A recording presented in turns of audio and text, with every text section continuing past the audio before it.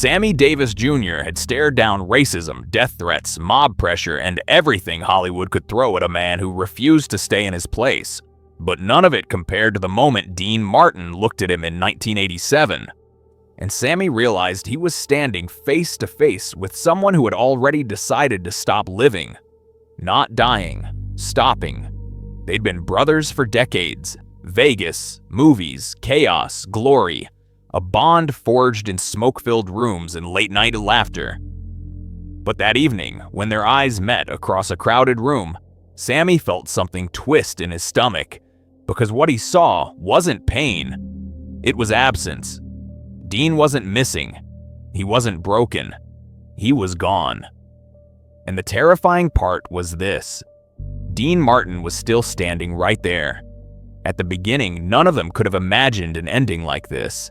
Dean Martin was the king of cool, the man who made everything look effortless. Walk onto a stage, smile, sing, own the room. For 30 years, Sammy watched him do it with an ease that felt almost unreal. Dean didn't chase approval. He didn't fight for attention. He floated above the chaos while everyone else burned. Or at least that's what it looked like. The Rat Pack wasn't just a group, it was a family. Frank, Dean, Sammy, Joey, Peter. They conquered Vegas together, bent the rules, rewrote them. Nights at the Sands stretched into mornings, fueled by jokes, music, and the shared belief that nothing could ever touch them. Sammy remembered a night in '63 when Dean pretended to forget the lyrics mid-song just to watch Frank's face turn red. The crowd lost it. They all did. Dean lived for those moments. The quiet power of control disguised as charm. Through it all, Dean had been the anchor. While Frank burned hot with ambition and Sammy fought battles on every front, Dean stayed cool, detached, untouchable, or so it seemed. Over the years, Sammy noticed small things. Dean going quiet, a pause that lasted a second too long, a look that drifted somewhere far away when he thought no one was watching. Sammy noticed. He just didn't understand. Not until that night. It was a small gathering. Nothing flashy. Old friends, music, memories. Dean had been pulling away for months.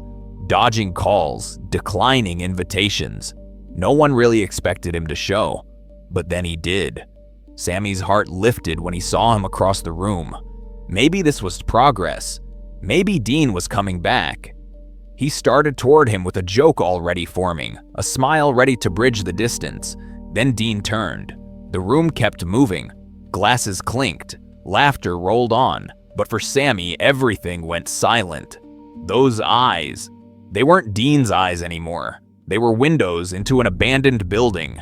No warmth, no spark, not even pain, just vacancy. The lights were on, but nobody was home. And nobody was coming back. Sammy would later tell friends it felt like staring at a photograph of someone who died years ago. "Dino," he said, steadying his voice.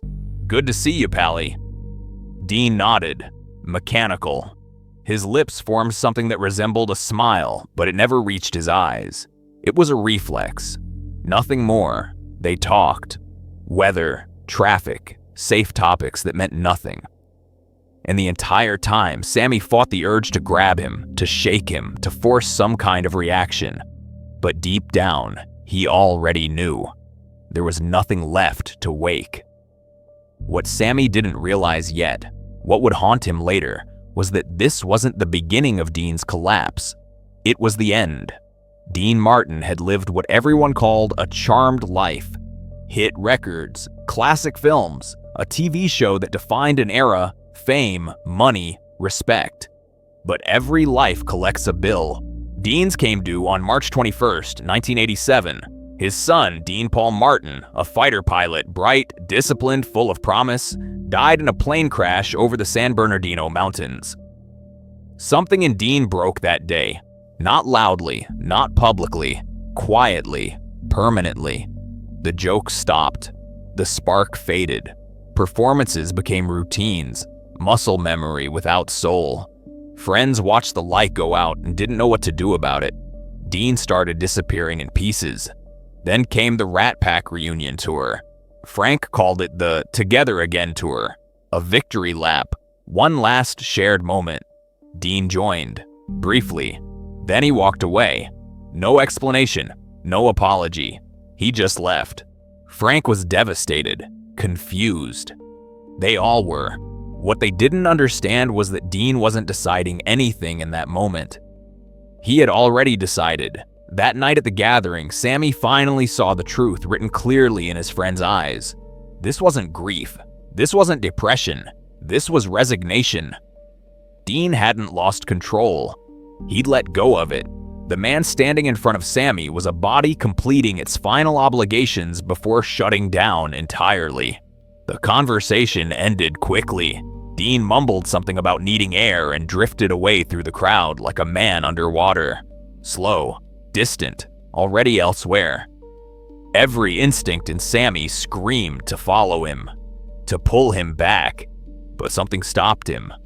Fear, respect, or the terrible understanding that Dean had crossed a line no one could reach past. Still, Sammy couldn't accept it. Not yet. The calls came first. No answer. Then messages. Casual at first, then worried, then desperate. Silence.